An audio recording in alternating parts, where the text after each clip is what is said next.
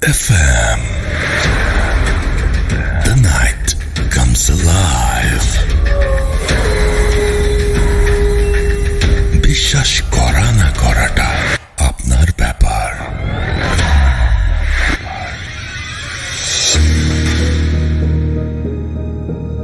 That's right, বিশ্বাস করা বা না করাটা আপনার ব্যাপার। আমি রাস্তায় আছি, সাথে ঘড়িতে সময় রাত 11:59। শুরু হয়ে গেল ভূত এফএম। আপনাদের সবাইকে ভূত এফএমে আমন্ত্রণ জানাচ্ছি এবং আশা করছি যে যেখানে আছেন ভালো আছেন, সুস্থ আছেন, নিরাপদে আছেন। এবং কয়েকদিন প্রচণ্ড গরম ছিল, তারপরে আমাদের সেই ঝড়ের আশঙ্কা। এবং আমি বলবো যে যে কোনো প্রাকৃতিক দুর্যোগেই নিজের সেফটিটা আগে এনশিওর করবেন, উইচ ইজ ভেরি ইম্পর্ট্যান্ট। এবং আমাদের প্রচুর লিসেনার আছেন যারা কোস্টাল এরিয়াতে থাকেন, যারা বিভিন্ন জায়গায় থাকেন, এবং তাদের প্রত্যেককে বলবো যে ঝড়ের পরিমাণ বা মাত্রা যাই হোক না কেন, আপনি সব সময় চেষ্টা করবেন যে আপনার ওই জায়গার লোকাল অথরিটি যা বলছে এবং আপনার যেটা করা উচিত সেটা সবার আগে করে ফেলা। হ্যাঁ, সেটা খুব বেশি জরুরি এবং আমার মনে হয় যে সেটা শোনা উচিত। এবং আমার আরও একটা কথা বলার আছে, সেটা হচ্ছে আমাদের যারা শুনছেন তাদের মধ্যে একটা বিরাট অংশ আছেন কলকাতা এবং পশ্চিমবঙ্গে, এবং তাদের সবাইকেই আমি জানাচ্ছি আমাদের ভূত এফএমের আমন্ত্রণ, এবং সেই সাথে আপনাদেরও সুরক্ষা কামনা করছি এবং আশা করছি আপনারাও নিরাপদে আছেন এবং সুস্থ আছেন। এবং যারা যেখান থেকে আছেন না কেন, আমাদের ফেসবুক পেজে একটু জানাবেন যে আপনারা ভালো আছেন এবং সুস্থ আছেন, এবং কোন জায়গা থেকে লিখছেন সেটাও জানাবেন। শুরু করছি আজকের ভূত এফএম। শুরুতে জানিয়ে দিচ্ছি কীভাবে আমাদের সাথে যোগাযোগ করবেন। যদি আপনি আপনার ঘটনা পাঠাতে চান, তাহলে আপনাকে চলে যেতে হবে আমাদের যে ইমেল অ্যাড্রেস, সেই ইমেল অ্যাড্রেসটা মনে রাখতে হবে। আমাদের ইমেল অ্যাড্রেস হচ্ছে bhutfm@radiofurti.fm, which is bhutfm@radiofurti.fm। আপনার নাম, ঠিকানা এবং ফোন নাম্বার সহ আপনার জীবনে ঘটে যাওয়া বা আপনার জানা সেরা ঘটনা লিখে পাঠিয়ে দিন আমাদের কাছে। ঘটনার শুরুতে অবশ্যই উল্লেখ করুন যে ঘটনাটি আপনি স্টুডিওতে এসে শেয়ার করতে চান, নাকি আপনি চান আপনার ঘটনা আমরা পড়ে শোনাই। যারা দেশের বাইরে রয়েছেন তাদেরকে সরাসরি বলবো যে আপনারা অডিও ক্লিপ পাঠাতে পারেন বা লিখেও পাঠাতে পারেন আপনাদের ঘটনাটি। এবং আমি যেটা বলবো সেটা হচ্ছে আমাদের দুটো ফেসবুক পেজ রয়েছে, আর ফেসবুক পেজের লিঙ্কটা বলে দিচ্ছি, www.facebook.com/radio.furti and www.facebook.com/bhutfm.russell। আর আমাদের টুইটারে আপনি আসতে পারেন এবং আপনি দেখতে পারেন আমাদের পোস্টটা russell_bhutfm।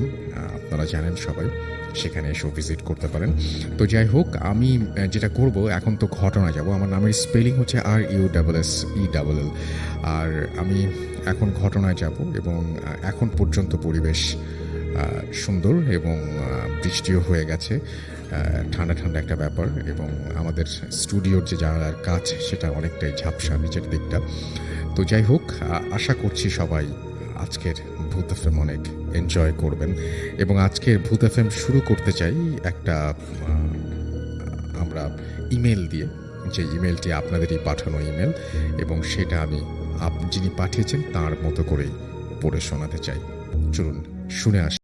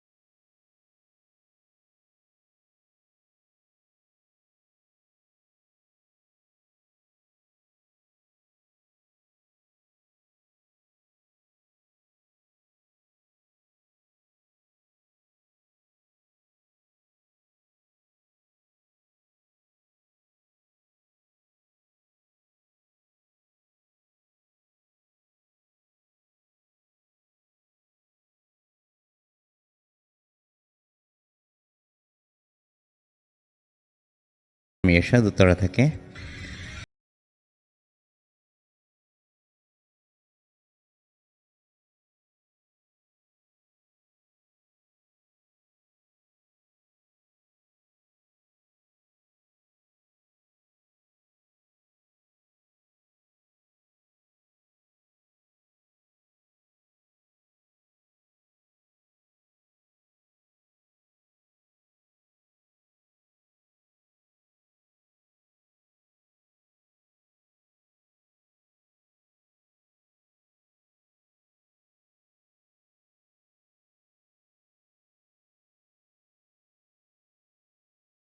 থেকে ছেলেটি ছাত্রকে, তো আমি ওখানে অ্যাডমিনের দায়িত্ব ছিলাম। তো একদিন সাডেনলি আমার ভাইয়ের কল পাই যে মা সিক, মা আচ্ছা। Hospitalised. So that was like 2 o'clock। আমরা In the লাঞ্চের morning? পরে, না 2 o'clock আফটারনুন। আফটারনুন, ওকে। লাঞ্চ ছিলাম, লাঞ্চের পর কলটা পেয়ে। সো আমাদের একটা মাল্টিন্যাশনাল কোম্পানির সবচেয়ে বড় জিনিসটা হচ্ছে family priority is the first priority. So আমি খবরটা পেয়ে আমি প্ল্যান্ট ম্যানেজার অ্যাপ্রুভাল নিয়ে তখনই আমি ঢাকার উদ্দেশ্যে রওনা করি। তো ছাতক থেকে মানে ডে টাইমে যদি আমি ঢাকা আসি, প্রথমে আগে সিলেট যেতে হয়।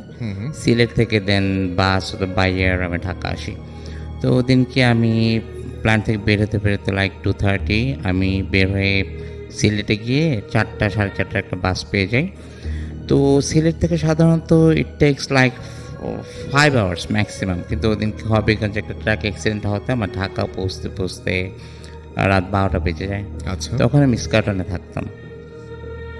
তো আমি সায়দাবাদ থেকে নেমে বাসায় এসে জাস্ট এশা নামাজ আদায় করে আমি আমার গাড়িটা নিয়ে, পার্সোনাল গাড়ি নিয়ে আমি উত্তরের দিকে রওনা হই। তখন 12টা বাজে রাতে। তো আমি গাড়ি ড্রাইভ করতেছি খুব ভালোভাবে, আমি রেডিসনটা পার হলাম। তো আমার একটা হ্যাবিট হচ্ছে রেডিসনের পরে সাধারণত এয়ারপোর্টে আগে কোনো ডিভাইডার নেই, তো ওটা ডিভাইডার নেই বা স্পিড ব্রেকার নেই, এই জন্য আমি অকটেনে চেঞ্জ করে গ্যাস থেকে একটু স্পিডে গাড়িটা চালাই। সো ইঞ্জেক্টর কোনো ময়লা থাকলে ওটা যেন ছেড়ে যায়। আচ্ছা। তো যাচ্ছি, তো কাওলা ব্রিজটার নিচ থেকে যাব, ওটা দেখি ওটা ক্রস করতে সাডেনলি আমার গাড়ির স্পিডটা স্লো হয়ে যাচ্ছে। মানে sir slow means dead slow.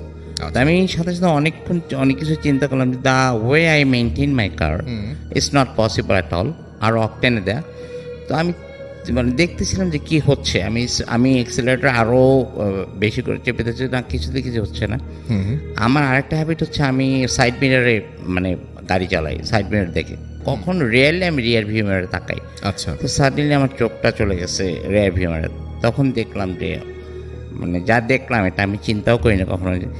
It's an animal, like এটা কুকুরও না আবার ঘোড়াও না, কুকুরের চেয়ে একটু লম্বা, একটু বেশি, আবার ঘোড়ার চেয়ে একটু ছোটো, বাট মুখটা হচ্ছে ঘোড়ার মতো। আচ্ছা। এটা আমার গাড়ির পিছনে দৌড়াচ্ছে আর ধরে অবস্থা গাড়িটা। তখন আমি মানে ফার্স্ট অফ অল প্রথমে দেখতেছি আমার হাত পা সব ক্লাবস হয়ে যাচ্ছে ওটা থেকে। বাট আমি যেহেতু আল্লাহ রহমতে নামাজ রোজা করি, নামাজের পাবন্দি করি, আমাকে এক হুজুর বলে দিয়েছিল এই ধরনের কিছু কখনো আয়াতুল কুরসির চেয়ে সূরাতুল ইখলাসটা ভালো কাজে দেয়। তো আমি ওটাই জোরে জোরে পড়তে শুরু করি। সো আমি একবার পড়লাম, দুবার পড়লাম, 3বার শেষ হয়নি। জি। দেখি কোথাও কিছু নেই, আমার গাড়িটা যা খুব জোরে এয়ারপোর্টে আগে যে স্পিড ব্রেকারগুলো ছোটো ওটার মধ্যে বাড়ি খেলো। আচ্ছা। I was sweating like anything. সব কিছু ঠিক আছে। আমি তারপর আবার গ্যাস দিয়ে গাড়িটা স্লো করে মোটামুটি মা ছিল ক্রিসেন্ট হসপিটালে 7 নম্বরে, ওখানে গেলাম। কাউকে কিছু বুঝতে দেয়নি, everything was all right. But আমি খুব ঘামছিলাম, এটাই সবচেয়ে বড় জিনিস। আর আমার মনের মধ্যে যে ভয়টা ছিল ওইটা তখন প্রকাশ করিনি, বিকজ একদিকে মা সিক, তারপর ভাইয়েরা সবাই আছে। তো গেলাম, দেখলাম পরের দিন মার সেন্স ফিরলো। জি। তো মার সাথে দেখা করলাম, তারপর লাইক 10টা 11টাকে ব্যাক করলাম বাসায়। এই ছিল আমার ফার্স্ট ঘটনা আসল ভাই। Okay, thank you so much, thank you. আমরা পরের ঘটনাটা অনেক বড়, সেই ঘটনাটা আমরা আবারও ফিরে আসব। তার আগে আমরা যেটা করব সেটা হচ্ছে দেখি যে আমাদের যারা শুনছেন তারা কি লিখছেন এই মুহূর্তে আমাদেরকে। এবং আমি দেখতে পাচ্ছি যে আমাদেরকে অনেকেই লিখছেন, এবং আমি দেখতে পাচ্ছি যে আমাদের সাথে রোহান লিখেছেন, আমাদের সাথে আছেন তিনি, এবং তিনি ভয় পেতে চান। রফিকুল ইসলাম আমাদের সাথে আছেন, এবং তিনি বলছেন যে আচ্ছা তিনি এই মুহূর্তে আমাদের সঙ্গে আছেন এবং দোয়া চেয়েছেন সবার কাছে। ইন্ডিয়া থেকে লিখছেন, রাইট? আচ্ছা, না তিনি বলেছেন যে যেখানেই থাকি না কেন দোয়া আচ্ছা না হ্যাঁ ইন্ডিয়া থেকে লিখছেন মুর্শিদাবাদ লালগোলা থেকে, এবং তিনি লিখেছেন যে এই প্রাকৃতিক দুর্যোগ যেন মোকাবেলা করতে পারেন সেই জন্য দোয়া চেয়েছেন। সবাই দোয়া করি সব কিছু ঠিকঠাক থাকুক। আবরার আহমেদ রাজু আমাদের লিখেছেন, তিনি ভূত এফএম লাভ করেন তাই ভূত এফএম শোনেন। আমাদের সাথে রিয়াদ সান, আমি টুইটার থেকে আগে শুরু করেছি, ভালুকা থেকে শুনছেন এবং আমাদের সঙ্গে আছেন দেখতে পাচ্ছি সঞ্জিদা রহমান নিশি, এবং তিনি হ্যালো ভাইয়া, আজকের ওয়েদারের সাথে ভূত এফএমটা is too perfect, way too perfect. আচ্ছা ওকে, আমাদের সঙ্গে আছেন শান্তা ইসলাম এবং তিনি the first incident was good. আমাদের সঙ্গে আছেন দেখতে পাচ্ছি হাসিবুল হাসান রিফাত, এবং তিনি বলছেন তার লেখা পড়া হয় না কেন, আমি তো পড়ছি, একে একে পড়ছি। আপনি 3 মিনিট আগে লিখেছেন এবং 3 মিনিট আগে আপনি যে মেসেজটা পাঠিয়েছেন সেটাই হচ্ছে যে আমার মেসেজ পড়া হয় না কেন।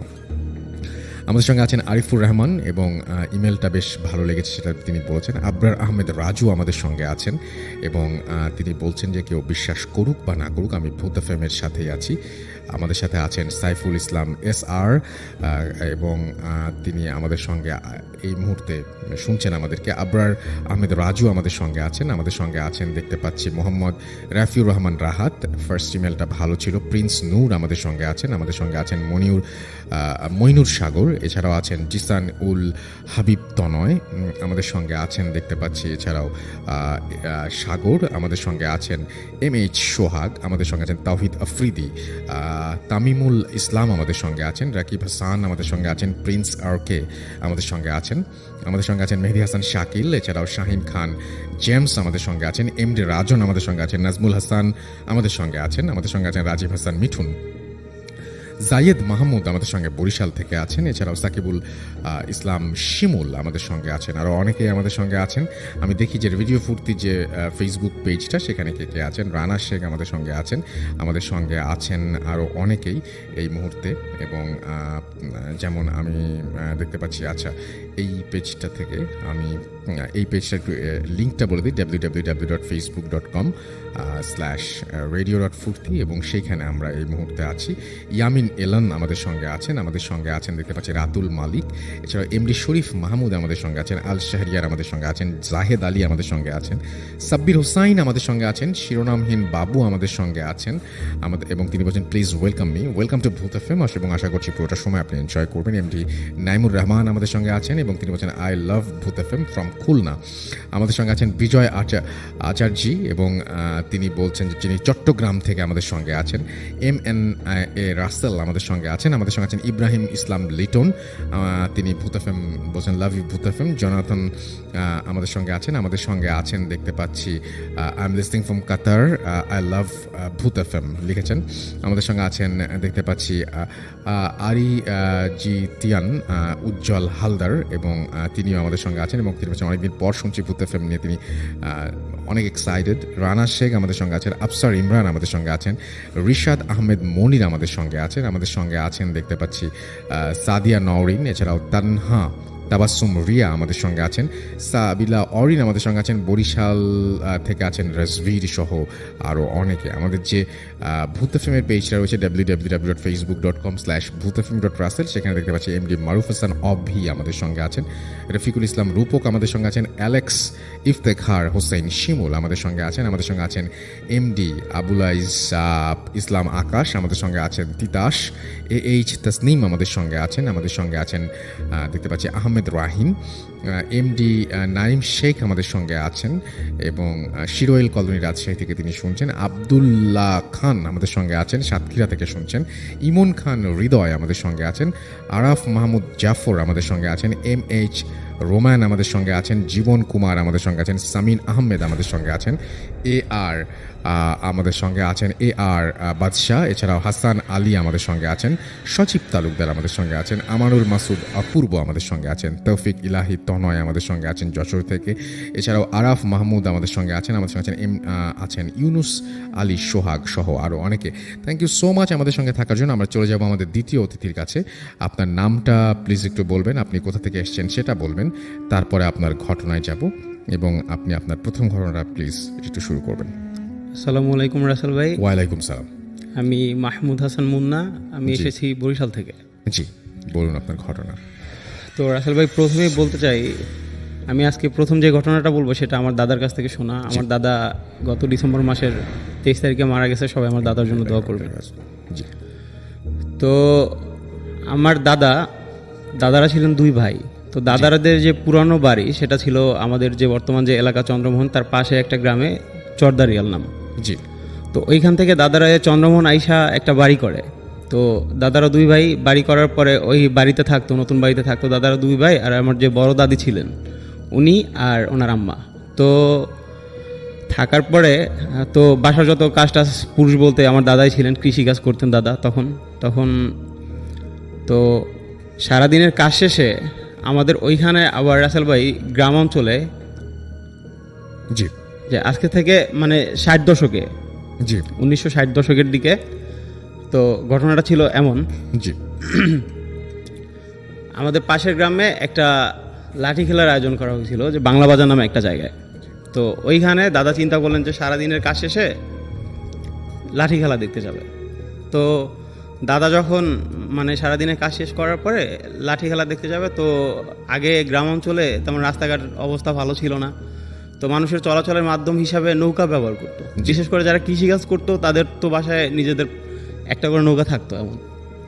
তো দাদা সারাদিনের কাজ শেষে নৌকা নিয়ে ওই পাশের গ্রামে যেখানে লাঠি খেলা হচ্ছে ওইখানে চলে যায়। তো উনি সন্ধ্যার পরে ওনার কাজ শেষে লাঠি খেলা দেখতে যায়। তো লাঠি খেলা শেষে যখন বাসায় আসতেছিল তখন আনুমানিক রাত, উনি আমার যেটা বলছেন 10টা থেকে কি 11টা হবে এরকম একটা মাঝামাঝি সময়। তো উনি আসতেছেন নৌকা দিয়ে, আস্তে আস্তে একা আসতেছেন রাত্রেবেলা।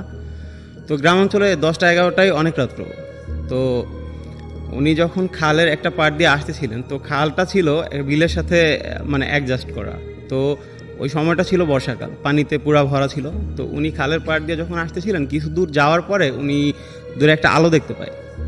তো যখন আলোটা দেখতে পায় তো উনি নৌকা চালায় যখন আলোটার কাছাকাছি চলে আসে তো দেখে যে ওইখানে একটা ঘাট ছিল, ওই ঘাটের পাড়ে একটা মহিলা দাঁড়ানো। তো ওনারে মহিলা হাত দিয়ে ইশারা করতেছে নৌকাটা থামানোর জন্য। তো উনি নৌকাটা থামানোর পরে উনি যেটা দেখছে, তো ওই যে মহিলা ওনারও চিনে, আমাদের এলাকার এক লোক, ওনার নাম ছিলেন জব্বার, ওনার আম্মা। জি তো উনি বলতেছে যে বাবা তুমি আমার একটা উপকার করবা, আমার স্ত্রীর তো মানে এই প্রসব বেদনা উঠছে, তুমি একটু কষ্ট করে আমাদের ওই গ্রামে একটা মহিলা ছিলেন দাইমা, উনি আবার ওই মানুষের বাড়ি যেয়ে এই কাজ করতেন, মানুষের সাহায্য করতেন। তো আমার একটু ওই যে খান নামে একটা বাড়ি ছিল, তো ওইখানে নামাই দিবা একটু কষ্ট করে, আমাদের বাড়িতে কোনো পুরুষ মানুষ নেই, ওনার ছেলে আবার আর্মিতে চাকরি করতো তখন। জি তো উনি অত কিছু ভাবে নাই, তখন উনি চিন্তা করলো যে মানুষের সাহায্য করি। তো উনি উঠানোর পরে উনি নৌকা চালাচ্ছে। তো তখন রাসেল ভাই ওই সময়টা ছিল ভাটা চলতেছিল তখন। তো উনি পিছনে ফিরে দাঁড় বাইতেছিল নৌকার। তো ওইটা পাওয়ার পরে কিছু দূর যাওয়ার পরে আমার দাদা আবার কি করতেন, স্মোক করতেন। তো উনি চিন্তা করলো যে এখন একটা সিগারেট ধরাই, যেহেতু একটু ঠান্ডা ঠান্ডা লাগতেছে। তো উনি সিগারেট ধরানোর জন্য, সিগারেটটা ছিল আবার পিছনে, উনি সেটা নেওয়ার জন্য একটু পিছনে তাকায়। তো রাসেল ভাই তাকানোর পরে উনি ফার্স্ট যেটা দেখে, তো সেটা হলো গিয়া ওই যে মহিলার হাতে একটা কুপি টাইপের একটা দেখছিল প্রথম। তো আসলে এটা কুপিও না, ওটা কিসের আলো উনি ওইটা আজকে পর্যন্ত আমার যখন বলছে তখনও মানে ওটা জানতে পারেন ওটা কিসের আলো ছিল। জি তা আরেকটা জিনিস লক্ষ্য করে রাসেল ভাই, ওই মহিলার হাতে নাকি একটা ব্যাগ ছিল যেটা উনি আন্ধারে দেখতে পারে নাই, অন্ধকারের মধ্যে। তো উনি দেখতেছে যে ওই মহিলা ওই পুটলি থেকে কিছু একটা বের করে লাইকাস মানুষের কাটা হাত, উনি নিচের দিকে তাকায় ওইটা চাবায় খাচ্ছে। তো রাসেল ভাই এটা দেখার পরে দাদা মানে খুব বেশি ভয় পায়। তো হঠাৎ করে ওই মহিলা মানে টের পেয়ে গেছে, ওনার দিকে তাকাইছে। তাকানোর পরে দাদা আল্লাহর নাম নিতেছিল তখন। তো ওনার টার্গেট ছিল একটাই, নৌকাটা কোনো একটা ভাবে খালের সাইড করে উনি লাফ দিবে ওইখান থেকে, নৌকা থেকে। তো উনি কোনোভাবে নৌকাটা সাইড করে খাল থেকে লাফ দেয়। তো লাফ দেওয়ার পরে উনি দৌড় দেওয়ার চেষ্টা করে। তো উনি দৌড় দিয়ে কিছু দূর যায় সামনে, ওনার কাছে মনে হইতেছিল যে উনি যতই যাচ্ছে মানে ওনার হাত পা সব অবশ্যই আসতেছে, হাত পা চলতেছে না ওনার। আচ্ছা কিছু দূর যাওয়ার পরে উনি দেখতেছে যে ওই মহিলা ওনারে হাত দিয়ে ইশারা করে ডাকতেছে। তো উনি অনেক কষ্ট করে আল্লাহর নাম নিতে নিতে মানে দৌড়ে কিছু দূর যায়। তো যাওয়ার পরে ওই আগে মানে বাড়িঘর ছিল একটু দূরে দূরে, তো উনি একটা বাড়ির কাছাকাছি চলে আসে। তো চলে আসার পরে ওই বাড়ির সামনে ছিল একটা তাল গাছ। তো উনি দেখতেছে যে তাল গাছ থেকে ধাপ করে একটা শব্দ হয়েছে। শব্দ হওয়ার পরে উনি দেখতেছে যে ওনার কিছু দূর সামনে একটা লোক, জুব্বা পরিহিত একটা লোক, 2 পা মেলে উনি দাঁড়ায় আছে ওনার সামনে। আর পিছন থেকে যে ওই মহিলা, উনি লাফায় রাসেল ভাই ওনার সামনে আসতেছে। তো তো উনি এটা দেখার পরে ওই মহিলাটা যখন লাফায় লাফায় সামনে আসতেছিল, তো ওনার দিকে একটা বিদকির একটা হাসি দিতেছিল তখন। তো হাসিটা দিয়ে যখন ওনার সামনে চলে আসে, তখন আমার দাদা নিজেরে ঠিক রাখতে পারেনি, তখন উনি সেন্সলেস হয়ে পড়ে ওইখানেই। তো পরের দিন সকালে রাসেল ভাই ওই যে খালে যারা মাছ ধরতেন, জাল পাতা ছিল, জাল দিয়ে মাছ ধরতেন বর্ষাকালে, তো এক লোক এরকম সকালবেলা যে ওনারা জাল উঠানোর জন্য আসে, তো আসার পরে নাকি দাদার মুখ থেকে যেটা শুনছিলাম, ওনারে সেন্সলেস অবস্থায় পাইছে ওইখানে। তো পাওয়ার পরে পরের দিন দাদারে বাসায় নিয়ে আসে, তো দাদার প্রচণ্ড জ্বর ছিল গায়ে। তো জ্বরটা থাকার পরে ওনার বাবা, আমার দাদার যে বাবা, তো উনি আবার মসজিদে ইমামতি করতেন, তো উনি ঝাড়ফুঁক করেন। পরে আমাদের এলাকায় স্থানীয় এক পীরের কাছে নিয়ে যায়, চন্দ্রমণির এক পীর। তো ওনার কাছে নিয়ে যাওয়ার পরে এই ঝাড়ফুঁক টুক করে, তারপরে আর ওনার সাথে কোনো সমস্যা হয় না রাসেল ভাই। এই ছিল আমার প্রথম ঘটনা। Thank you so much. আমরা আপনার ঘটনার জন্য আপনাকে ধন্যবাদ জানাই। আমরা চলে যাব আমাদের প্রথম অতিথির কাছে আরও একবার তার দ্বিতীয় ঘটনাটি শোনার জন্য। এই ঘটনাটি একটু বড় আগের তুলনায়, এবং বড় ঘটনা আপনারা সবসময় পছন্দ করেন আমি জানি, এবং এই ঘটনাটি আশা করছি আপনাদের ভালো লাগবে। চলুন শুনে আসি আমাদের প্রথম অতিথির দ্বিতীয় ঘটনা। থ্যাংকস রাসেল ভাই। High, this is Ershad again. Rasel ভাই, এটাও কাওড়া নিয়ে ঘটনা, but it took place on 2014। জি। তখন আমি সেম সিমেন্ট কোম্পানিতে কাজ করি, বাট আমি তখন প্ল্যান্ট থেকে I transfer in Dhaka sales team. আমার টেরিটরি ছিল হচ্ছে আপনার সাভার থেকে আরচা পর্যন্ত, অ্যান্ড আমার ডিস্ট্রিবিউশন অফিস ছিল মানিকগঞ্জে। তো আমি করতাম কি, সকালবেলা একদম ফজরের পরে চলে যেতাম, ওখানে গিয়ে লাইক 9টার দিকে আমি আমার অফিস অ্যাটেন্ড করতাম। তারপর সারাদিনের কাজ শেষে আবার 8টা-9টার দিকে চলে আসতাম। তো একদিন আমার একটা ফ্যামিলি ফাংশন ছিল, তো আমরা বাসা আসতে আসতে লাইক 2 o'clock হয়ে গেছে, মিড নাইট। তো আমি চিন্তা করলাম যে এখন আর কী করবো, কী ঘুমাবো, একসাথে আমি এখন ইয়েতে চলে যাই, মানিকগঞ্জে এখনই চলে যাই, ড্রাইভ করে যাবো, self drive and car drive করে যাব। তো ওখানে গিয়ে রেস্ট নিয়ে সকালবেলা না যাচ্ছে, সো এটাই আমি বেটার ফিল করলাম। Then I like 2:30 midnight আমি স্টার্ট করলাম বাসা থেকে, তখন স্কাটনেই থাকি। তখন ওখান থেকে আমি যাচ্ছি, তো এয়ারপোর্ট রোড হয়ে এয়ারপোর্ট রোড গিয়ে আমি আপনাকে যেটা আগে বলেছি যে আমি রেডিসন পর থেকে অকটেন গিয়ে ওটা একটু জাস্ট একটু ফাস্ট ড্রাইভ করতাম কারটা। তো অ্যাজ ইউজুয়াল আমি ওটা করে এখন মনে করেন যেখানে লে মেরিডিয়ানটা আছে হোটেল, তারপরে পিডিবির অফিসটা পার হয়ে আর একটু দূরে গেলে যখন মোটামুটি কাওড়া ব্রিজটা ভিজিবল, মানে মোটামুটি একদম স্পষ্ট দেখা যায়, তা আমি খেয়াল করলাম যে একটা লোক একটু উঁচু হয়ে আস্তে আস্তে রাস্তা ক্রস করছে, মানে আপনার লেফট থেকে রাইটে যাচ্ছে। কিন্তু আমি গান শুনতেছিলাম, আবার মানিকগঞ্জে যাব, হয়তো অন্য কিছু চিন্তা করতেছিলাম। আমি যদি একটু কনসেন্ট্রেশন দিতাম ওদিকে, আপনি একটা যে খেয়াল করবেন যে ওখানে কিন্তু আপনার কোনো গ্যাপ নেই, যেখান থেকে লোকটার মানে পার হয়ে ও রাস্তা দিয়ে চলে যাবে, ওইটা কিন্তু নেই, ওটা কিন্তু মানে গ্যাপলেস একটা। তো আমি দেখলাম যে উনি পার হয়ে মানে রাস্তাটা ক্রস করতেছে। তা আমি করলাম কি, যেহেতু আমার গাড়ি লাইক 100-110-এ, আমি আস্তে করে একটু বাঁ দিকে স্টিয়ারিংটা কাটলাম যে বাঁ দিক দিয়ে আমি বের হয়ে যাবো। সাডেনলি ইটস লাইক মেবি আমার গাড়িটা 100-150 ইয়ার্স ওই লোকটা থেকে দূরে সে উল্টা দৌড় দিছে, জাস্ট উল্টা দৌড় দিছে। আচ্ছা, উল্টা দৌড় দিয়ে মানে তখন মানে আমি যে এমনিতে আপনার বাঁদিকে স্ট্রেংটা কেটে বাঁদিকে ঘুরে যাই, এখন যে উল্টা দৌড় দিছে, আমার তো আর করে কিছু নেই, আমি তো ওই স্পিডে আমি আই ক্যান ব্রেক মাই কার, কারণ আমার গাড়ি উল্টে যাবে। আমি তখন ডান দিকে স্ট্রেংটা ঘুরেছি, আর অটো স্ট্রেংটা জোরেই ঘুরে গেছে, আমি ওই লোকটাকে উড়াই দিয়ে চলে গেছি। উড়ে এবং আমি আমার গাড়িটা খুব জোরে গিয়ে আবার ডিভাইডের সাথে ইয়ে করলাম। তখন ওই গাড়িটা ছিল ফান কার্গো, একটা ফান কার্গো, ওটার হ্যান্ড ব্রেকটা হচ্ছে আপনার ইয়েতে পায়ে, লেট পায়ে, আর ব্রেক তো আছে, আমি দুইটা একসাথে চেপে ধরছি। চেপে ধরে আমার রাইট সাইডটা ফুললি ড্যামেজ হয়েছে, গাড়িতে স্টপ হয়ে গেছে। আমার কিছু হয়নি আলহামদুলিল্লাহ, আমার সিট বেল্টটা বাঁধা ছিল। আমি বসে বসে চিন্তা করতেছিলাম যে একটা তো মানে স্পট ডেড হয়ে গেল। কিন্তু ওয়ান থিং রাসেল ভাই, যখন ওই লোকটার উপর দিয়ে আমার গাড়িটা যায় আমি কিন্তু কিছু ফিল করি না, কিন্তু আপনার একটা চলন্ত গাড়ির মধ্যে আপনি যখন কিছু একটা আপনাকে কিছু বাধা দিবে, আপনার গাড়িটা কিন্তু একটু ফিল করবেন, শেক করলো বা কিছু বাড়ি খেলা একটাই হবে। আমি কিন্তু কিছু ফিল করিনি। আমি অনেকক্ষণ বসেছিলাম গাড়ির মধ্যে, বসে চিন্তা করতে এখন কী হবে। এর মধ্যে যদি ইটস লাইক 3টা বাজে, তখন রাত 2-4জন লোক অলরেডি একটা বাস থেমে গেছে, কী হয়েছে। তখন আমি ডান দিকের দরজাটা খুলতে পারতেছি না, বাঁ দিকের দরজা দিয়ে নামলাম। নেমে আমি তো চারিদিকে তাকাচ্ছি যে রক্ত বা মানে ব্লাড বা লোকের বডিটা, কিন্তু কিছুই দেখতে পাচ্ছি না। Nothing is there, everything clear. এখন সবাই আমাকে জিজ্ঞেস করতে, কী হয়েছে ভাই, কীভাবে অ্যাক্সিডেন্ট করলে, রাস্তায় তো কোনো গাড়ি ঘোড়া নাই, কিন্তু আমার মুখ থেকে তো কোনো আওয়াজ নেই। আমি তো আওয়াজ করতে পারতেছি না, বিকজ আমি তো ওই যে ডেড বডিটা খুঁজতেছি কোথায়। একটা অ্যাক্সিডেন্ট করে ফেলেছেন এবং আপনার ভালো লাগছে না এই কারণে। এক্স্যাক্টলি নো, কারণ অপরাধ বোধ আমি জানি যে হচ্ছেন এখন আপনি আমার গাড়িটা প্রচণ্ড। ভেঙে ফেলবে, হ্যাঁ। এমনিতে আমার তো আমাকে মাইর দিবে, এটা তো আমি কনফার্ম। জি। কিন্তু মানে লাকিলি আর আনফর্চুনেটলি আর ফর্চুনেটলি আমি কিছুই পারলাম না আসলে। ইট ওয়াজ লাইক এ ফেক একটা জিনিস। এবং আমার মনে হয় রাসেল ভাই, যে অনেকে বলে যে কেন অ্যাক্সিডেন্টটা হয় ওখানে, this the one reason I found it out in my life, যে দিস ইজ দ্য রিজন। অনেকে বলে, অনেকে বলে না। এই যে অনেক দূর উনি গেল, আবার দৌড় দিল উল্টা দিকে, দ্যাটস দ্য রিজন। এবং তারপরে ওই লোকজনে কয়েকজন ধরাধরি করে আমার গাড়িটা ঠেলে একটু রাস্তার বাঁদিকে নিয়ে গেল কর্নারে। দেন অনেকক্ষণ বসেছিলাম, নেক্সট 6টার দিকে উপরে একটা গ্যারেজ থেকে অনেক কষ্ট করে লোকজন এনে গাড়িটাকে মোটামুটি একটু মানে যেত দাঁড় করানো হলো। তো আমি ওইটা নিয়ে মোটামুটি আর যেতে পারলাম না মালিকগঞ্জে, ব্যাক টু দ্য প্যাভিলিয়ন, বাসায় চলে আসলাম। জি। এই আর কি স্যার, দ্যাট ওয়াজ ওকে, মাই। আমি এই দুটো ঘটনা আমি চেয়েছিলাম যে আপনি একসঙ্গেই বলবেন। এই দুটো ঘটনা তো কাউলার ঘটনা, কিন্তু হ্যাঁ, আপনার সাথে ছাতকেও ঘটনা ঘটেছিল। হ্যাঁ, হ্যাঁ, ছাতকে। সেই ঘটনাটা আমি আপনার কাছ থেকে একটু জানতে চাই, যে ঘটনাটা আপনার ছাতকে ঘটেছিল।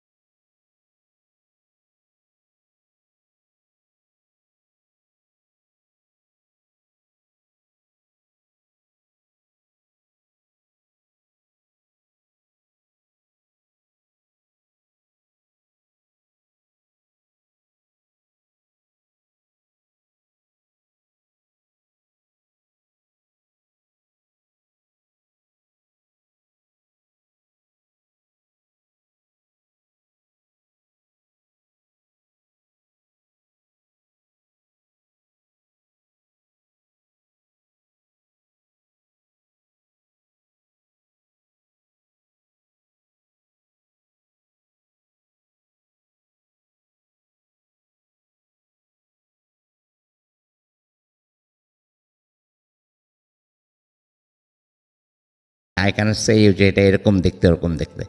ইটস লাইক এটা একটা আকৃতি ইস হিউম্যান আকৃতি, মানে কারো Shape একটা। Shape right right. তো তখন আমি কি করব, আমি আবার সূরাতুল ইখলাস পড়া শুরু, এবার পুরোপুরি 2বার পড়লাম, 3বার পুরোপুরি পড়লাম। তখন দেখলাম যে সব একদম এভরিথিং নর্মাল। তখন আমি নেমে সিকিউরিটি ডাক দিলাম যে তুই একটা চেয়ার নিয়ে এখানে বস আমার রুমের সামনে, আমি একটু ঘুমাই। এটা করতে করতে ফজরের আজান দিল। দেন তো আলহামদুলিল্লাহ উজু করে নামাজ পড়লাম, নামাজ আদায় করে তারপরে এভরিথিং হলো। কিন্তু মানে এফেক্টটা যে হলো, আমি 8:30 আমাদের অফিস ছিল, যখন অফিসে গেলাম প্রচণ্ড জ্বর, এবং 2টার সময় আমাকে প্ল্যান ম্যানেজমেন্ট বাইয়া ঢাকা পাঠালো, এবং আমি কন্টিনিউয়াসলি 7 দিন প্রচণ্ড জ্বরে ভুগলাম। আমার ফ্যামিলি অনেক সাফার করেছে ওই সময়টায়, এবং 8 দিনের দিন আমি এবার প্ল্যান্টে জয়েন করলাম আর কি গিয়ে। That was my third story. Thank you so much আপনার ঘটনার জন্য। আপনাকে অনেক অনেক ধন্যবাদ এবং আশা করছি আপনাদেরও ভালো লেগেছে এবং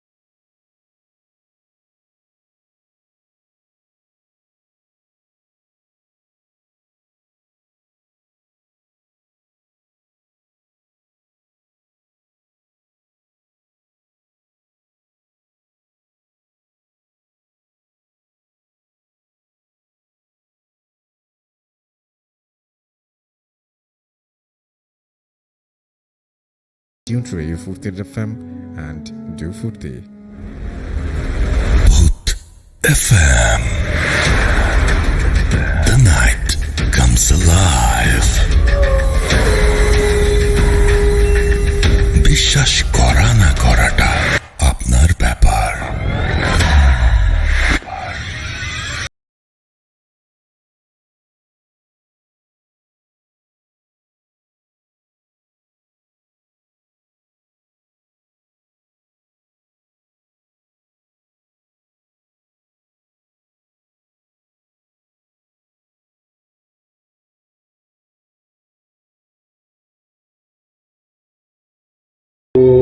আজ আমি আমার একটা ফ্রেন্ডের ঘটনা বলবো, যে একজন ডাক্তার। এটা আমি তার থেকে অনেকদিন আগেই কালেক্ট করেছিলাম, বাট আমার কাজের জন্য আমি এটা শেয়ার করতে পারিনি। যদি আপনার ভালো লেগে থাকে এটা সবাইকে শোনাবেন। তো আমি সরাসরি তার ঘটনায় চলে যাচ্ছি। আমার ফ্রেন্ড একজন ডাক্তার, ক্লিনিক আছে তার, পাশাপাশি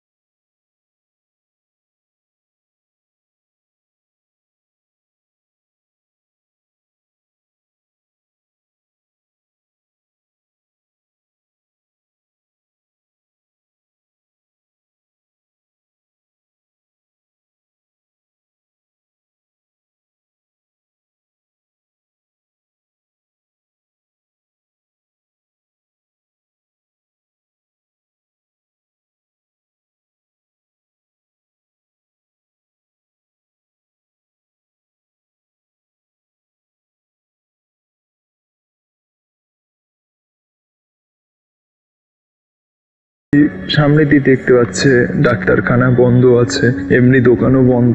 তো দেখে সামনে দুখানা লোক আসে, এসে বলে ডাক্তারবাবু আমরাই ফোন করেছিলাম, আপনি চলুন আমাদের সাথে।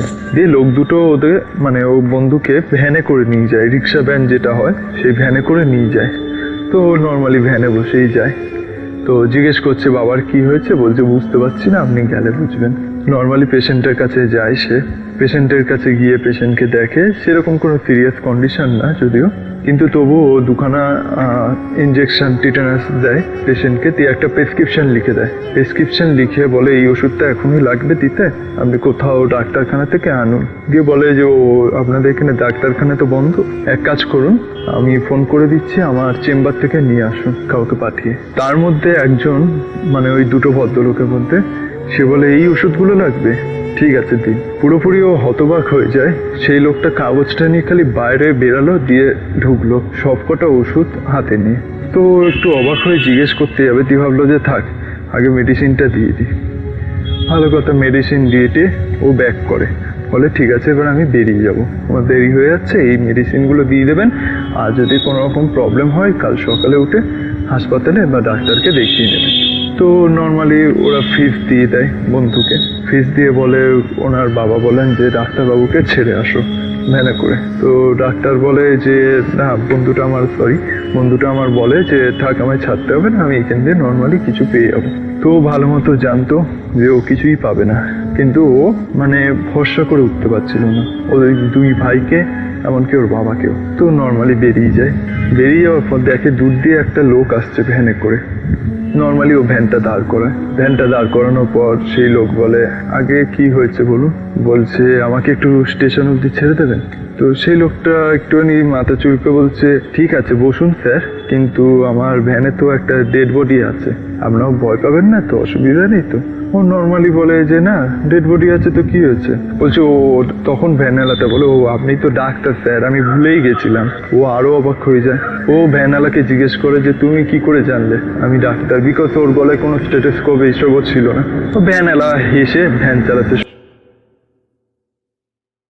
শুরু করে। তো একটা পর্যায়ে ও ভ্যানওয়ালাকে জিজ্ঞেস করে, তোমাদের গ্রামে এরকম ফাঁকা কেন, এত কোনো কিছু দোকান সব বন্ধ, হ্যান ত্যান এরকম কেন? তখন বলে, আপনি বুঝে যাবেন ঠিক স্যার। যে স্টেশনের কাছে এসেই লোকটা এবার বলছে, পিছন দিয়ে ও শুনতে পাচ্ছে কেউ চিল্লাচ্ছে, ওই ওই দাঁড়া এরকম সামথিং।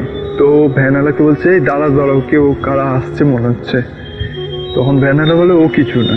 তখন বলছে, বন্ধুটা বলছে, না না তুমি দাঁড়াও দাঁড়াও, দিয়েও নেমে যায় এক প্রকার বন্ধুটা। তখন ভ্যানওয়ালা ভ্যানটা স্টপ করে।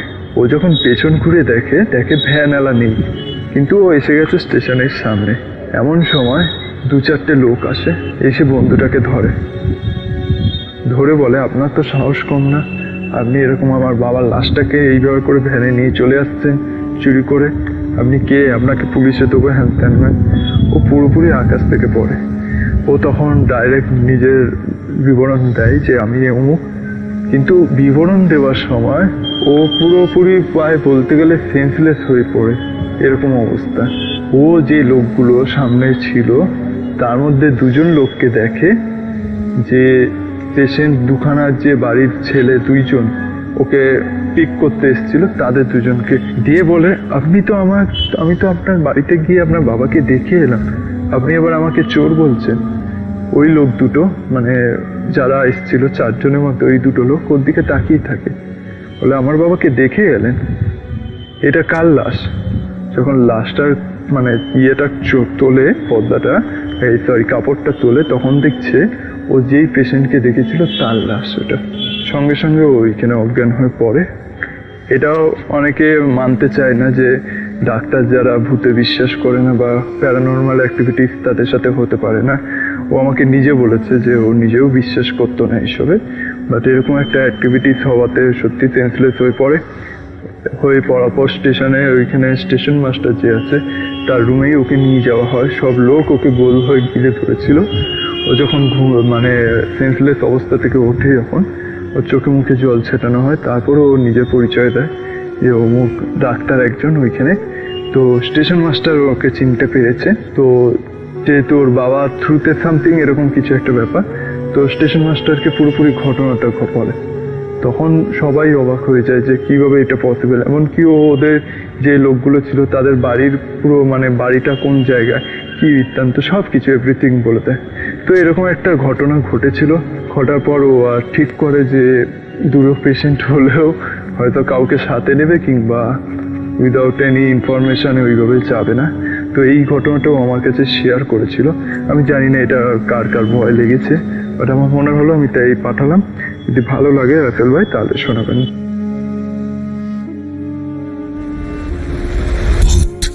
FM.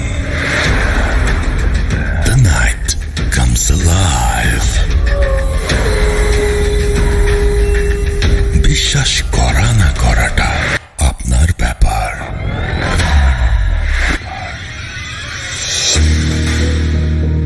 ইয়েস, বিশ্বাস করা বা না করাটা আপনার ব্যাপার। You are listening to radio Furfura FM. ঘড়িতে সময় রাত 1টা, এবং আশা করছি আমাদের যে ঘটনাগুলো এগুলো আপনাদের ভালো লাগছে। এবং এছাড়াও আমাদের আরও একটা অডিও ক্লিপ রয়েছে। হাফেজ মাইনুদ্দিন ভাই আমাদের সঙ্গে আছেন, এবং আমাদের সঙ্গে আছে আরও একটা ইমেইল, সেই ইমেইলটাও আমি পড়ে শোনাবো।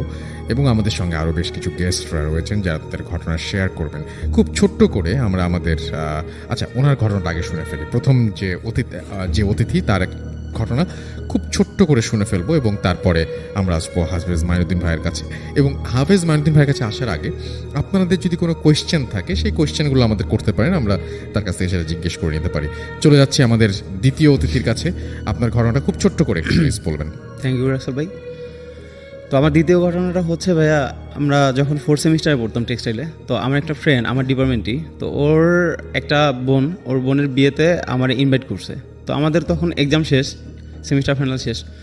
তো ওর বোনের বিয়েতে আমরা গেছি, তো যখন বন্ধ ছিল, তো আমরা 4-5টা ক্লোজ ফ্রেন্ড যারা ছিলাম তারাই গেছি। তো যাওয়ার পরে সাধারণত বিয়ের পরের দিন আন্টির প্রচণ্ড মন খারাপ ছিল, তো আন্টি আসতে দিতে চাইতেছিল না আমাদেরকে। তো আন্টির রিকোয়েস্টে ওই দিন থাকি আমরা ওদের বাসায়। তো ওদের বাসায় থাকার পরে ওই যে ফ্রেন্ডটার বাসায় গেছি, ওর নাম ছিল অ্যালেন। তো ওইটা বরিশালেরই কোনো একটা জায়গায় সম্ভবত, কারণ আমি নামটা বলতে চাচ্ছি না জায়গাটার। তো ওইখানে আমরা থাকি। তো চিন্তা করলাম অনেকদিন পরে অনেকগুলো ফ্রেন্ড একসাথে, তো আমরা কিছু একটা মজা টজা করি। তো আমরা চিন্তা করলাম কি আজকে একটা বারবিকিউ পার্টি দিব। তো সাধারণত আয়োজন করা হয়েছে বারবিকিউ পার্টির। তো সন্ধ্যার পরে এটা করার পরে তো এইটা পার্টিটা করতে করতে আমাদের প্রায় 12টা বেজে গেছে। তো 12টা বাজার পরে আমরা ফ্রেন্ডসরা মিলে গল্প করতেছিলাম। তো গল্প করতে করতে এক টাইমে গল্পের ফাঁকে একটা টপিক চলে আসে, ভূতের টপিক। তো ভূতের টপিকের মধ্যে আমাদের একটা ফ্রেন্ড ওর নাম রাশেদ, তো ও বেশি কিউরিসিটি ছিল ওর বেশি, আর সুজন নামে একটা ফ্রেন্ড ছিল, ওরও মোটামুটি কিউরিসিটি ছিল। তো ওরা ওই অ্যালেনের জিজ্ঞাসা করতেছে তোদের এইখানে কি কোনো ভৌতিক প্লেস আছে? তো অ্যালেন বলতেছে যে হ্যাঁ আছে, একটা শ্মশান আছে, তো ওইখানে নাকি ভূত প্রেত অনেক কিছু দেখা যায় শুনছি আগে। তো ওরা বলতেছে যে চল আমরা এখনই যাবো ওইখানে দেখতে যাব। তো আমার আরেকটা ফ্রেন্ড ফয়সাল, ও বলতেছে থাক যাওয়ার দরকার নেই, আমিও বেশি ইচ্ছুক ছিলাম না যাওয়ার জন্য। তো এবং ওইখানে যে ঘটনাটা ঘটে সেটা তো আপনার নিজের চোখে ঘটেছে, রাইট? হ্যাঁ হ্যাঁ, ওইখানে আমি ঘটেছিল নিজে ছিলাম। ওইখানে সেটা বলেন আমাকে একটু। তো যখন আমরা নদীর পাড়ে যাই, মানে শ্মশানটা ছিল নদীর পাড়ে। জি। তো আমরা গল্প করতেছিলাম কিছু ফ্রেন্ড 4-5 জন মিলে বাইরে, আর ওরা আমাদেরকে না জানায় ওই যে রাশেদ আর সুজন আর অ্যালেনকে সাথে নিয়ে ওরা মন্দিরের এই শ্মশানের ভিতরে ঢুকে গেছে। তো শ্মশানটা ছিল 2টা গেট রাসেল ভাই, একটা পিছনে গেট একটা সামনে গেট। পিছনে গেটটা ছিল একটু ঝোপঝাড় ভাঙা ছিল, সামনে গেটটা খোলা ছিল। তো ওরা ভিতরে যায় নাকি দেখতেছে, পরে ওদের মুখ থেকে আমি যেটা শুনছি, দেখতেছে তখন রাত প্রায় 1টা থেকে 1:30 হবে আনুমানিক, তখন নাকি একটা লাশ পোড়ানোর জন্য আনছে। আচ্ছা। তো 2 জন লোক একটা লাশ পোড়ানোর জন্য লাশটা রেডি করতেছে আসলে কাঠ দিয়ে। তো ওরা অবাক যে এত রাত্রে লাশ পোড়ানোর তো কোনো কথা না, আর 2 জন লোক কেন আসবে লাশ পোড়াইতে?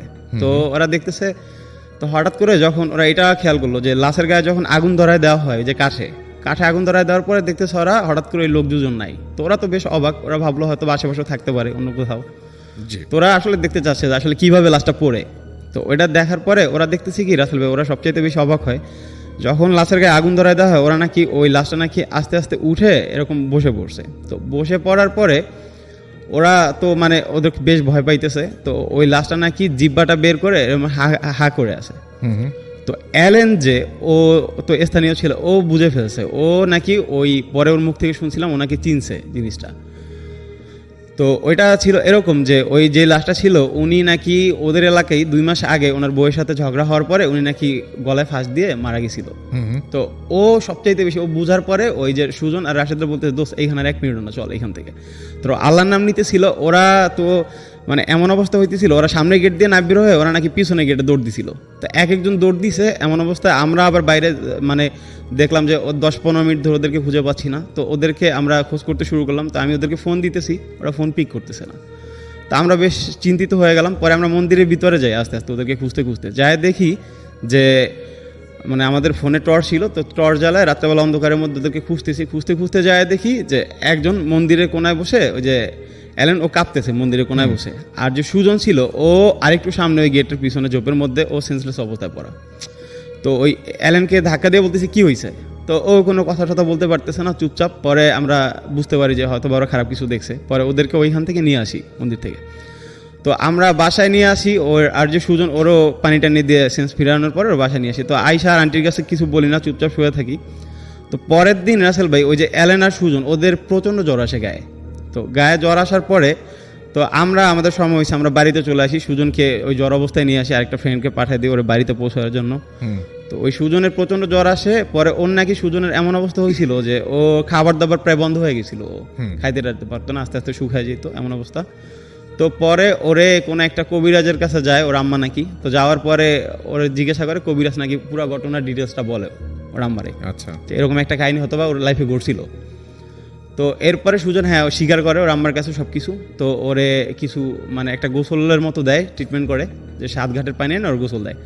আর রাসেল ভাই সবচেয়ে কষ্টদায়ক যেটা, আমাদের যে ওই ফ্রেন্ড অ্যালেন যার বাসায় আমরা গেছিলাম ওর বোনের বিয়েতে, তো ওই ফ্রেন্ডটা 6 মাস পরে নাকি ও নিজে সুইসাইড করে। ও ছিল আমাদের মধ্যে সবচেয়ে মেধাবী একটা ফ্রেন্ড। আচ্ছা, আমার ডিপার্টমেন্টের রেজাল্টও খুব ভালো, তো এটা আমাদের কাছে ছিল খুব কষ্টদায়ক একটা ঘটনা ভাই।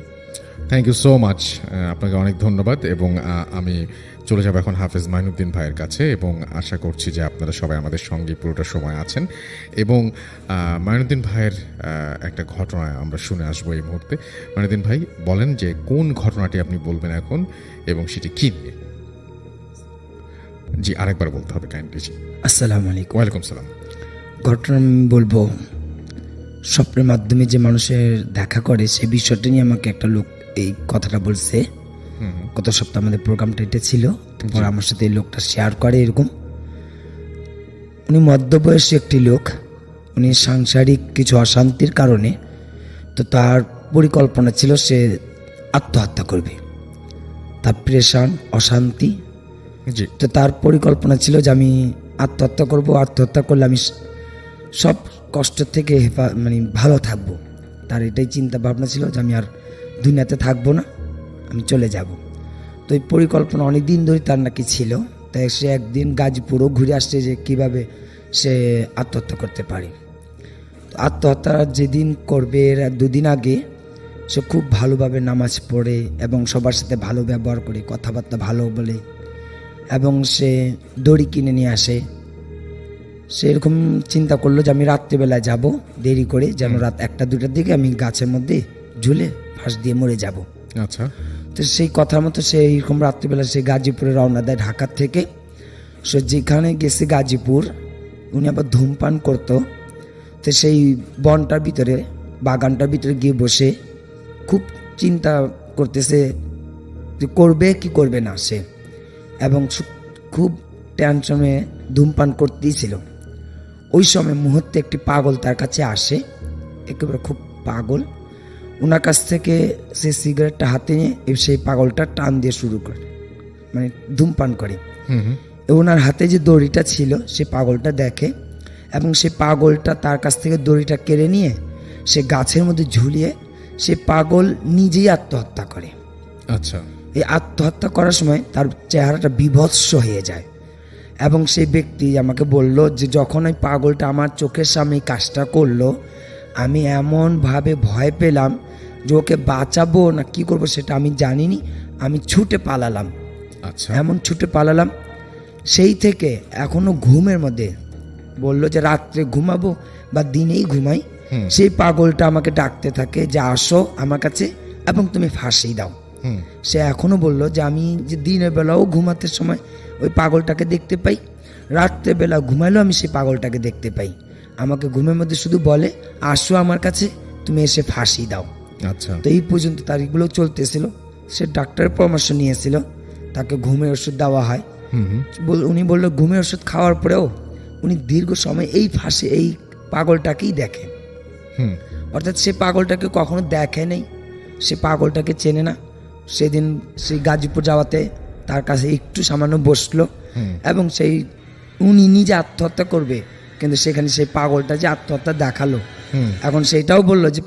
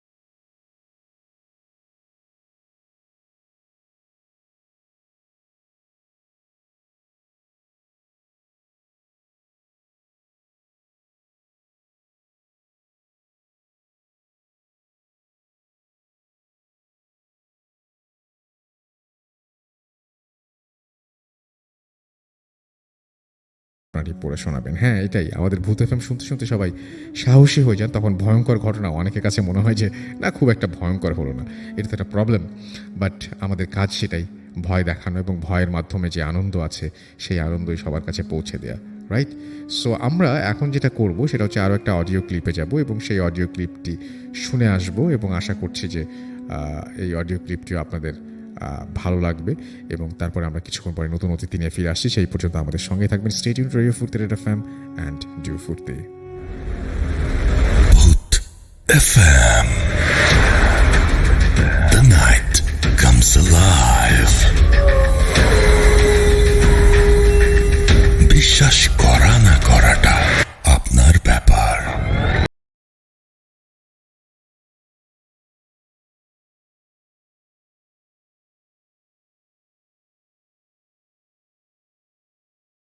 ভাই আসসালামু আলাইকুম ভূত এফএম এর সকল লিসেনার্সদের। আমার নাম আজিজুর রহমান সজল। আমি ঢাকা বিশ্ববিদ্যালয়ের ফিনান্স বিভাগ থেকে সদ্য গ্রাজুয়েশন কমপ্লিট করলাম। বলে রাখা ভালো, আজকে যে ঘটনাটা শেয়ার করতে যাচ্ছি সেটা হচ্ছে আমার বাসা কেন্দ্রিক। এর আগের ঘটনাটা বলে নেওয়া দরকার। 2008 সালের দিকে আমাদের বাসার একজন ভাড়াটি আসে, যার নাম আমরা তাকে তাজুল আঙ্কেল বলে চিনতাম। তো ওনার ব্যবহার, আচার আচরণ খুবই অদ্ভুত ছিল। অদ্ভুত বলতে স্বাভাবিক মানুষের মতো না। হঠাৎ করে চোখগুলো বড় করে আমাদের ভয় দেখাতো, বা হঠাৎ করে গাছে উঠে যেত, হঠাৎ করে এখানে চলে যেত, হঠাৎ করে দেখা যেত যে আমাদের বাসায় একটা করই গাছ আছে, করই গাছের উপরে উঠে বসে ভাত খাচ্ছে। তো এরকম অদ্ভুত অনেক বিহেভিয়ার ওনার মধ্যে লক্ষ্য করা গেল। তো একদিন হঠাৎ করে কি হলো, ওনার স্ত্রী আমাদের বাসায় এসে অনেক চিৎকার করে বলতে লাগলো আমার বাবাকে যে চাচা আসেন, আমার হাজবেন্ড যেন কেমন করতেছে। তো উনি মানে অজ্ঞান হয়ে যায় বা এরকম কিছু। তখন আমরা বুঝতে পারলাম যে উনি পজেসড ছিল। তো আমাদের ভাড়াটিয়া যারা ছিল সবাই চলে আসে একটা রুমে, উনি চলে আসে। তো ওনাকে পজেস্ট করে। ওনার ভয়েসটা রাতারাতি চেঞ্জ হয়ে একটা মহিলার ভয়েস আমাদের সবাইকে সালাম দেওয়া হলো, আমরা কথা বললাম, আমার বাবা কথা বললো। তো অনেকে অনেক কিছু জানতে চাইলো, সে বললো। বলে যাওয়ার আগে ওই তাজুল আঙ্কেলের পজেস করা ওই পরীটা আমাদের এটা বললো যে আমাদের বাসায় অনেক বেশি রকমের একটা সমস্যা আছে। এখন কি রকম সমস্যা আমার বাবা যখন জানতে চাইলেন, তখন বলা হলো যে আমাদের বাসার উপর দিয়ে জিন বা পরীদের চলাচলের একটা রাস্তা আছে, আমরা যেন কখনো তাদের ডিস্টার্ব না করি, তাহলে আমাদের ক্ষতি হতে পারে। আর যদি ডিস্টার্ব না করি তাহলে তারা আমাদের কখনো কোনো ক্ষতি করবে না। সো আমাদের বাসায় এরকম এই ঘটনাটা বলার পরে আমরা মোটামুটি একটু ভয় পেয়ে যাই। তারপরে একটা সার্টেন টাইম পরে তাজুল আঙ্কেল চলে যায়। আমরা আমাদের বাসায় প্রত্যেক দিন মানে এরপর থেকে আমরা যখন জানতে পারলাম, আমরা সবাই খেয়াল করা শুরু করলাম। 2008 সালে আমরা আমাদের বাসায় উঠার 6 মাস হয়েছে। তখনও আমরা টের পাই নাই, বাট যখন আমরা এটা জানতে পারলাম তখন আমরা কিউরিয়াসিটি বশত রাত জাগতে শুরু করলাম। তো রাত জাগার পরে দেখা যাচ্ছে যে 2টা 2:30টার দিকে বাসার ছাদে soup soup soup soup soup soup মানে নুপুরের শব্দ। কখনো হয় না এরকম যে লোহার রড মাটিতে রেখে একজন হাত দিয়ে ধরে টেনে টেনে নিয়ে যাচ্ছে, মানে একটা গড় গড় গড় গড় গড় গড় একটা সাউন্ড হচ্ছে লোহার। তো এরকম অদ্ভুত রকমের শব্দ সাউন্ড আমরা শুনতেই থাকি। তো এই ব্যাপারগুলো আমাদের কাছে নর্মাল হয়ে যায়। আমরা এখন পর্যন্ত এরকম শব্দ সাউন্ড সব প্রত্যক্ষ করতে থাকি, আমি শুনতে পারি। তো এইগুলো কোনো সমস্যা হয় না। একদিনের ঘটনা যেটা শেয়ার করার জন্য আজকে রেকর্ডিং পাঠানো, সেটা খুবই রিসেন্ট একটা ঘটনা এন্ড খুবই অদ্ভুত ছিল আমার সাথে। আমি এটার কোনো ব্যাখ্যা আসলে পাইনি।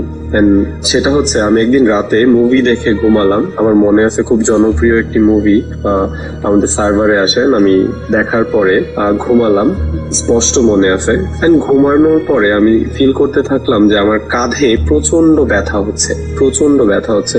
তো স্বভাবতই ব্যথার জন্য আমি ঘুম ভেঙে গেল। আমার ঘুম ভেঙে যাওয়ার পর আমি আবছা আবছা আলোতে তাকালাম, দেখলাম যে তারা দেখা যাচ্ছে, তারা, আকাশের তারা। তারপরে আকাশও দেখা যাচ্ছে। আমি না বুঝতে পারছি না যে কি হচ্ছে। তারপরে আমি হঠাৎ করে মানে একটু যেন চোখ কচলালাম। চোখ কচলানোর পরে একটু স্পষ্ট ভাবে কনসিয়াসলি তাকানোর চেষ্টা করলাম। স্টিল তারা এবং আকাশ দেখা যাচ্ছে। দেন রাসেল ভাই, I don't know Y and how আমি আবিষ্কার করলাম আমি ছাদের মধ্যে শুয়েছিলাম এন্ড আমার মাথার নিচে একটা ইট দেয়া ছিল এন্ড দ্যাট ইজ ওয়াই আমার কাঁধ এবং ঘাড় প্রচন্ড রকমের ব্যথা করতেছিল। আচ্ছা ভাই, বলে রাখা ভালো আমার কোনো স্লিপ ওয়াকের কোনো অভ্যাস বা কিছু ছিল না। এন্ড তারপরে আমি উঠলাম, আমার হাতে সবসময় ঘড়ি থাকতো, একটা ডিজিটাল ওয়াচ। তো আমি ঘড়িতে তাকালাম, দেখলাম 3:30টার মতো বাজ। আমি প্রচন্ড রকমের ভয় পেয়ে গেলাম। আমি দৌড়ে ছাদ থেকে নিচে নামলাম। নিচে নেমে আমি ভাবলাম যদি আমি ঘুমের মধ্যে চলে এসে থাকি দরজাটা খোলা থাকবে, বাট দরজাটা ভেতর থেকে লক ছিল রাসেল ভাই। এটার ব্যাখ্যা আমি আজ পর্যন্ত পাইনি। এটা হচ্ছে আমার সাথে ঘটে যাওয়া 3-4 মাস আগের ঘটনা। তারও কিছুদিন আগে আরেকটা অদ্ভুত ঘটনা ঘটে। সেটা হচ্ছে যে আমরা যেহেতু সবসময় শব্দ শুনতাম বা কেউ কিছু অনুভব করতে পারতো, তো আমরা বিশ্বাস করতাম যে হয়তো আমাদের বাড়িতে কোনো সমস্যা আছে বা কোনো রকমের অ্যাবনর্মালিটি আছে। তো আমরা কি করতাম যে অনেক কিছু দেখে ফেললেও বা অনেক আনসার্টিন বা অ্যাবনর্মাল কিছু হইলেও আমরা সেটাকে ইগনোর করতাম। তো একটা দিন আমি হচ্ছে রাতের বেলা ফোনে কথা বলতে ছাদে যাই। ইটস অলমোস্ট 1টা-1:30 এরকম বাজে। আমি ফোনে কথা বলতে যাই। তো ছাদে যাওয়ার পরে আমি কথা বলার 5 মিনিট পর দেখতে পেলাম কোনো বাতাস নাই, কিছু নাই। আমাদের ছাদের যে এক্সট্রা রড গুলা বা মানে উপরে আরেক তালা বাড়ানোর জন্য যে কিছু রড থাকে যেগুলো ইউজ করা হয় পরে যখন বাড়ি বানানো হবে, আরো বড় করা হবে, তো উপরের ওই রড গুলা টং টং টং টং করে কাঁপতে থাকে, টং টং টং টং করে কাঁপতে থাকেন, অনেক বেশি পরিমাণে কাঁপতে থাকে, যেটাকে স্বাভাবিক কাঁপুনি মনে হবে না, যে বাতাসের জন্য কাঁপছে। রাসেল ভাই বিশ্বাস করবেন না, আমার ভেতরটা পুরো নড়ে উঠে। আমি ভয়ে জাস্ট কিছু করতে পারি না, জাস্ট ফোনের ওই পাশে আমি ফোনের মধ্যেই এমন একটা ভাব করতে থাকি, ফোনে কথা বলতেই বলতে থাকি যে আর 5 মিনিট পরেই চলে যাব। তো যখনই আমি বললাম যে আর 5 মিনিট পরে চলে যাব, শব্দ বা বাতাসে এই রড গুলা নড়া বন্ধ হয়ে গেল। আমি কথা বলতে থাকলাম। আমি যেহেতু বুঝতে পারলাম যে আমাদের বাসায় একটু মানে অ্যাবনর্মালিটি আছে বা আমাদের তো এখন পর্যন্ত কোনো ক্ষতি করে নাই, তো ওই ভরসায় আমি কথা বলতে থাকলাম। আমার খেয়াল ছিল না কতক্ষণ কথা বললাম। ঠিক 10 মিনিট বা 15 মিনিট পরে মানে আবার টং টং টং টং টং টং করে শব্দ শুরু হইল। তখন আমি রাসেল ভাই বুঝতে পারলাম যে আসলে আমার বুঝে এখন চলে যাওয়া উচিত। সো আমি কোনো কিছু করলাম না, ফোনটা পকেটে নিয়ে সুন্দর করে ছাদ থেকে নেমে চলে আসলাম। রাসেল ভাই, এছাড়াও আমাদের বাড়িতে অনেক রকমের ঘটনা, আরো কিছু প্রত্যক্ষ জিনিসপত্র হয়েছে। আজকে সময়ের অভাবে বলতে পারলাম না। যদি আমার ঘটনা আপনার একটু পছন্দ হয়ে থাকে, আপনি আমাকে কল করতে পারবেন বা আপনি আমাকে টেক্সট দিতে পারবেন। শুভকামনা ভূত এফএম-এর জন্য। Bhoot FM. The night comes alive. বিশ্বাস করা না করাটা আপনার ব্যাপার। Welcome back. শুনছেন রেডিও ফুড এফএম। আমি রাসেল আছি, সাথে ঘড়িতে সময় রাত 1:29 আর চলছে ভূত এফএম। এই মুহূর্তে আমাদের অতিথিরা আমাদের সঙ্গে আছেন এবং আমি চলে যাব আমাদের নতুন অতিথি একজন জয়েন করেছেন তার কাছে। আপনার নামটা প্লিজ একটু বলবেন, কোথা থেকে এসেছেন, তারপর আপনার ঘটনায় যাব। হাই লিসেনার, আমি ইনজামাম উল হক, আমি মেডিকেল টেকনোলজিস্ট। সেই সাথে আমার বড় ভাইয়া সুজন ভাই, জয়, এরা সবাই শুনছে। সবাইকে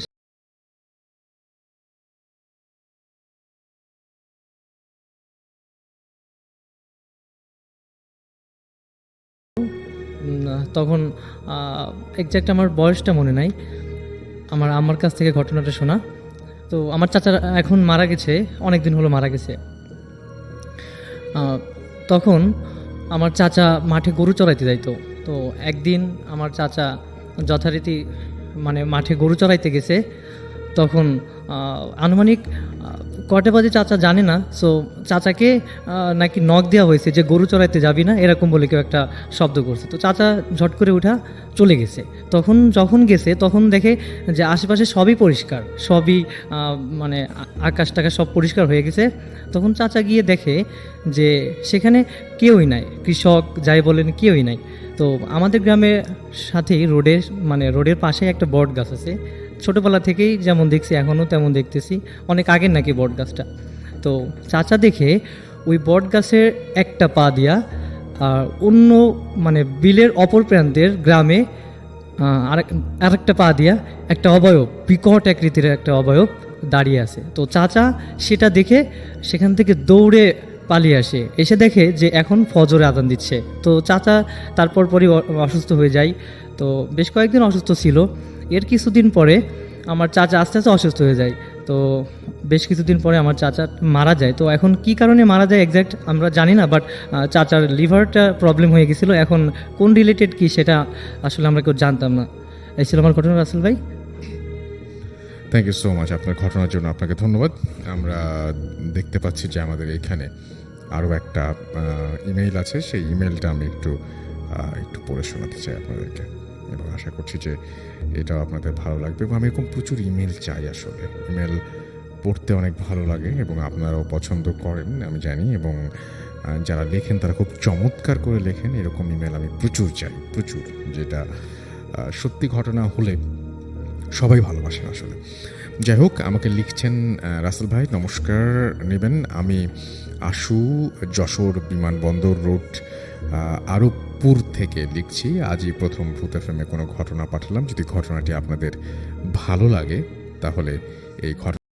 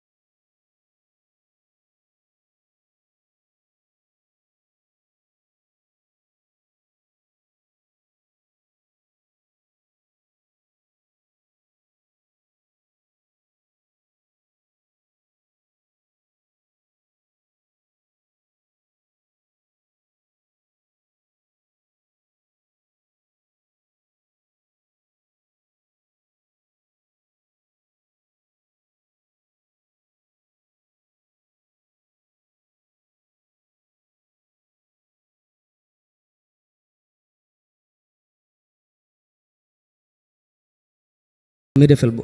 তো এরকম করার পরে ওরা একসময় মাটি চাপা দিতে যখন মুমূর্ষু অবস্থায় এসে যায়, তখন ওই বোনটি বলতেছিল, তোমরা আমাকে তো মেরে ফেললে, এখানে আমাকে সবাই মনে রাখবে, এখানে একটা গাছ হবে এবং গাছের সাথে একটা পাথর থাকবে, সবাই আমাকে সারা জীবন এটার জন্য মনে রাখবে। তো এই এক পর্যায়ে হয় কি ভাই, ওই রাজবাড়ির সবাই মারা যায়, রাজবাড়িটা পরিত্যক্ত হয়ে যায়। পরিত্যক্ত হয়ে যাওয়ার পর ঘটে আসল ঘটনা। যখন ওই রাজবাড়িটা পরিত্যক্ত হয়ে যায়, ওখানে কেউ যেতে পারতো না। ওখানে 7টা দিঘি ছিল, ওই 7 ভাইয়ের 7টা দিঘি ছিল, 7 দিঘির পার বলে ওটা, ওখানকার সবাই চিনে, খুব পপুলার একটা জায়গা, সবাই এখন চিনে। তো মারা যাওয়ার পরে ওখানে যদি লোকজন যেত ভাইয়া, এমন হয়েছে কারো মাথা মাটির মধ্যে পুঁতে ফেলছে, তো মারা গেছে, এরকম লাশ পাওয়া গেছে। পশু পাখি, জি ভাইয়া, হ্যাঁ পশু পাখি মারা গেছে, এরকম পাওয়া গেছে। তো এরপরে হয়েছে কি ভাইয়া, একদম পরিত্যক্ত অবস্থায় 1980 সালের দিকে বাড়িটা ভেঙে ফেলা হয়। ওখানে এখন আর তেমন বাড়িটারি নাই, ওই দিঘিগুলো ভরে, জি, দিঘিগুলো ভরে আপনার করা হয়, ওখানে এখন জমি চাষ করা হয়। কিন্তু ভাই ওই যে গাছের কথা বলেছিল, ওই বোনটা মারা যাওয়ার পরে ওখানে একটা গাছ হয় এবং গাছের সাথে ছোট থাকা অবস্থায় গাছের একটা ছোট্ট পাথর হয়। এই গাছটা আস্তে আস্তে এখন বড় হচ্ছে, 2015 সালের দিকে ওরা দেখে আসছে গাছটা অনেক বড় হয়েছে এবং পাথরটা বাড়তে বাড়তে প্রায় 4-4.5 ফুট হয়ে গেছে। এটা হওয়ার পরে ওই গাছটা এবং যদি পাথরটা যদি কেউ সরাতে যায় তাহলে তার ক্ষতি হয়, এরকম হয়েছে। গাছের পাতা ছিললে তার ক্ষতি হয়, কাটতে গেলে তার ক্ষতি হয়। একবার একটা ছেলে ওই পাথরটা নোংরা করছিল, তো ছেলেটা খুব অসুস্থ হয়ে পড়ে, ওর অনেক চিকিৎসা করা হয়, কয়েক মাস অসুস্থ ছিল, কবিরাজ ডাক্তার দেখায় এটাকে, পরে ছেলেটা সুস্থ হয়। এখনও গাছটা আছে ওখানে অ্যাভেলেবেল, যদি কেউ জানতে চায় ওখানে যেতে পারে। এই ছিল আমার ঘটনা ভাইয়া। Thank you so much. আমরা আজকে হাতে একদমই সময় নেই, আমরা ছোট্ট করে একটু দেখি যে আমাদের সঙ্গে আছেন MSH99, MD আরিফুর রহমান আমাদের সঙ্গে আছেন, রতন আমাদের সঙ্গে আছেন, আরও অনেকেই টুইটারে দেখতে পাচ্ছি আমাদের সঙ্গে আছেন, এতক্ষণ পর্যন্ত ছিলেন। থ্যাংক ইউ ভেরি মাচ আমাদের সঙ্গে থাকার জন্য। আমাদের সঙ্গে এছাড়াও রেডিও ফুর্তির যে পেজটা,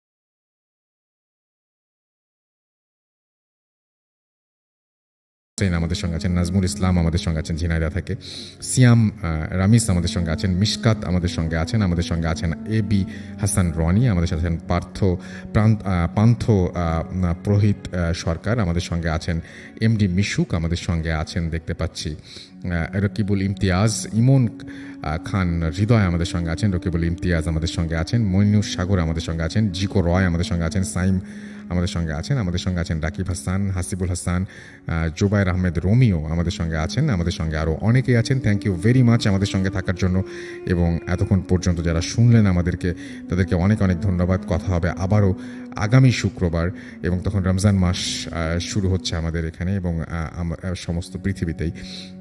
আপনাদের সবাইকে পবিত্র রমজানের অগ্রিম শুভেচ্ছা, এবং আপনাদেরকে আশা করছি যে আমরা আগামী শুক্রবারে আবারও পাবো, এবং চমৎকার কিছু ঘটনা নিয়ে, চমৎকার কিছু অতিথি নিয়ে আবারও ফিরে আসবো। সেই পর্যন্ত সবাই ভালো থাকুন, সুস্থ থাকুন, সুন্দর থাকুন, মোস্ট ইম্পর্টেন্টলি ফুর্তিতে থাকুন। টাটা। রেডিও ফুর্তি 88 FM।